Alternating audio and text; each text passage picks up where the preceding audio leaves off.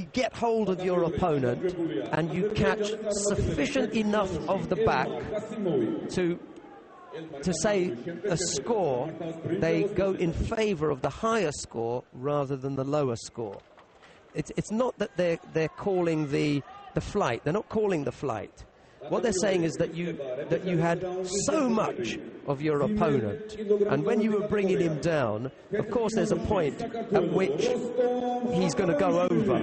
But if there's sufficient enough of the back on the landing, and then roll, they're going to call it on. And I think that's the case there. Everybody can see that he rolls off that. He can't roll off it until he hits his back. And if he had rolled off it completely, then there wouldn't have been sufficient enough of his back to give the score. And that's what they're saying.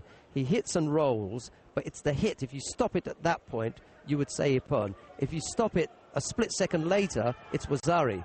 And if you stop it even later, it's Yuko. And then even later, it's no score, because he rolls off completely.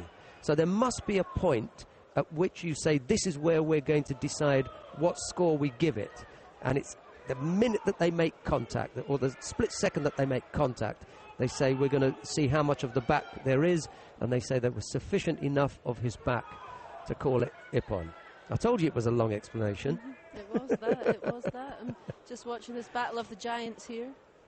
Yeah, we've already had 3 Shidos in between the explanation for the Ippon. A minute 10 gone.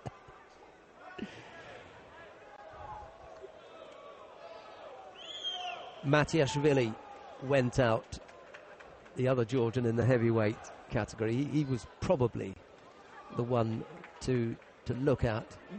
He went out to Anton Krivobokov, the Russian, the junior world champion. He got caught, thrown with Makikomi in the quarter-final. So it's Krivobokov here. Okruashvili overcame his teammate Kakheleshvili in the first of the quarter-final. So this semi-final against Natea. I haven't seen Natea produce anything that suggests to me that he could overcome Okruashvili. No. But he's got a very, very big size and big physique, but he just doesn't seem to know how to use it to his advantage, huh? And of course Adam Okruashvili is extremely athletic. He moves very well for a big guy, yeah. And he's the one with the greater experience. That's and right. You see that in the Shidos. I mean, with Denisov and Gviniashvili as well. He just worked him, you know. He was tactical. He was in lots of trouble technically, because Gviniashvili is a strong and dangerous fighter, but the tactics were beyond him. He couldn't cope with Denisov, and Denisov eventually saw him off. No. See, he had no return strategy at all. Exactly. Huh? And see, Natea is just playing into the hands of Okruashvili by wandering off the area.